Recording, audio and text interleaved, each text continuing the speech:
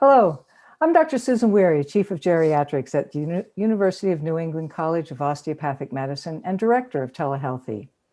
Nearly 30,000 older adults in Maine have dementia and might benefit from access to telehealth. This info video lets you hear directly from people living with dementia and a care partner what they think about telehealth visits, how it improves access to care, and provides suggestions on how to make these visits better for everyone. Thanks for watching. Hello, I'm Barney Nelson. I'm a person living with Lewy body dementia here in Portland, Oregon. I was diagnosed a little over 2 years ago, and I am 64. My name is Terry Montgomery, and I am living with early onset Alzheimer's disease. And I was diagnosed in 2015 at the age of 58. And now my current age, 64. Hello, my name is Mike Belleville. I was diagnosed with Lewy body dementia. Initially, it was younger onset Alzheimer's in the summer of 2013, which changed 2 years later to Lewy body. And currently, I turned 60 years old in December. Hi, my name is Cheryl Belleville. I'm Mike Belleville's wife, and he's living with Lewy body dementia.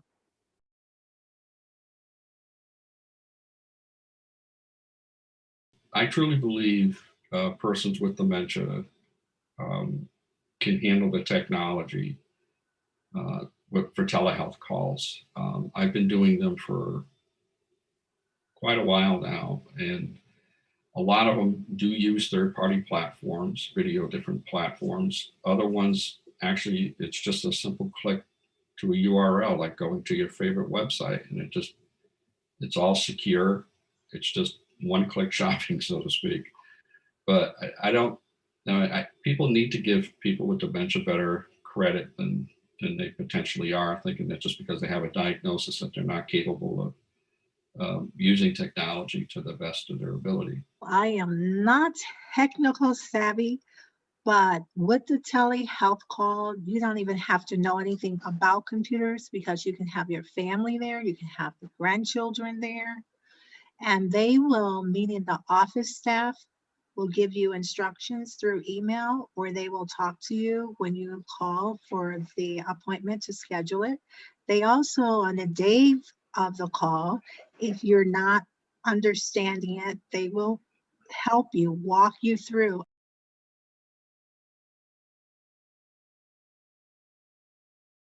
For me, one of the biggest benefits to a telehealth visit is I'm in my comfort place at home.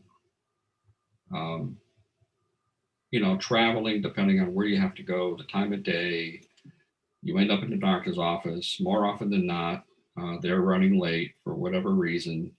So my stress and anxiety just start to get, increased. I'm already stressed and anxious to begin with, but it just starts to climb the ladder, so to speak.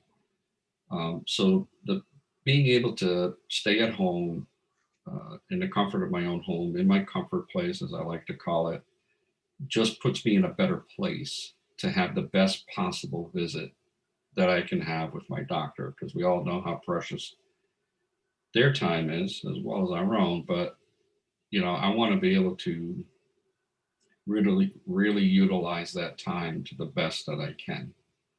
And if I'm in a good place, emotionally, then I just think that makes that a more successful visit. The benefits of telehealth for me is, especially driving into an appointment can be very stressful for Mike and for I, and it actually sets the tone for the appointment. So through telehealth, we don't have the stresses of that. We're working from home, telehealth through home. And if I'm not able to be at home because I'm still working, I can join the telehealth from wherever I'm at. So I never miss an appointment that way. But you don't have to worry about traveling. You actually are at home. You can have as many family members there. You can do a conference call together in the background while you're on your telehealth, or have your phone on speaker so everyone can sort of know what's going on. You're less stressful because you're at the comforts of your home. You didn't have to go through traffic. You didn't have to worry about your partner telling you, hurry up, let's go, I'm ready to go. And what else is a really good thing is that not only did I have one diagnosis of my dementia, I also, in 2 years in a row, had a diagnosis of cancer. And what was really helpful is that my doctors, I originally was in Illinois and I'm in Georgia now, but I was able to talk to my doctors, let's say like even with COVID, you're able to keep that communication for those visits that you really need in the comfort of your home. That is awesome. So just having that as an option to talk to my neurologist as well as to my oncologist, it was great because then they could play catch up, see how you're doing, get a report until you're able to physically come to the office. So I think it's really neat to be able to have it as an option.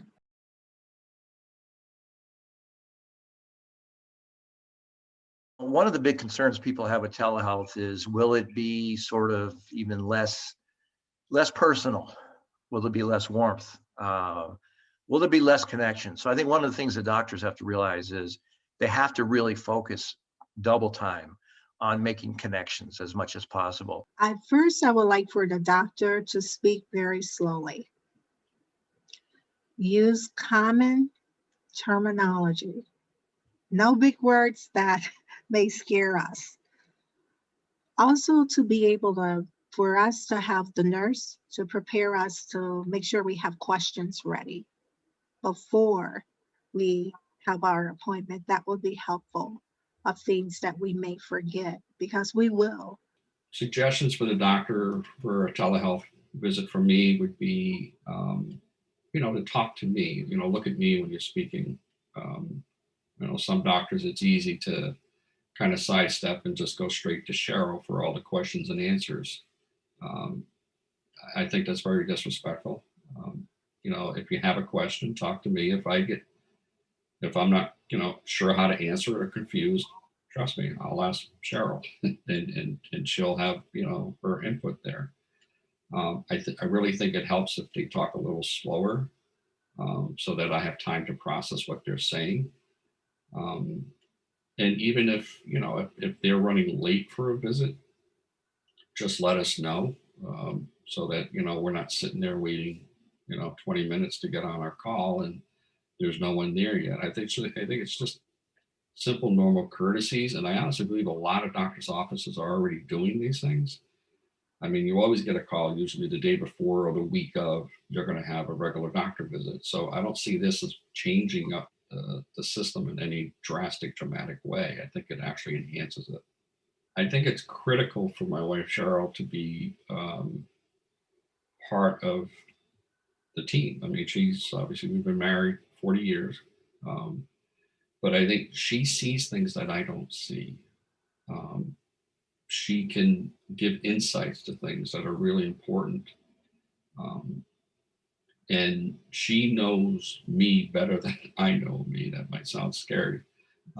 But she knows if, how much I may have progressed, or, how off my sleep is, or how much, even trying to have simple conversations can be challenging and frustrating and, causing agitation and all those types of things. He sees things in his way and I may see them differently, or he may be having something that he's not even aware that's happening and I am. So it's definitely important that we're both there and we both have our perspective of things.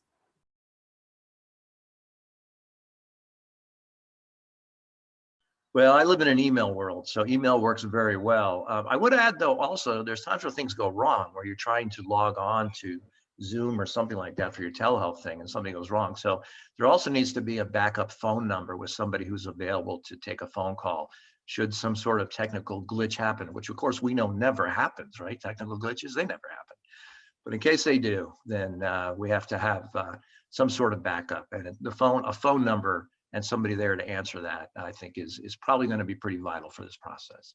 I think the best way for myself, as far as getting reminders, I'm a tech guy. So email, text messaging, and a phone call. I think a combination of all three is, again, just going to be a better way of managing the appointment. I mean, like I said, a lot of doctors or offices are doing that already.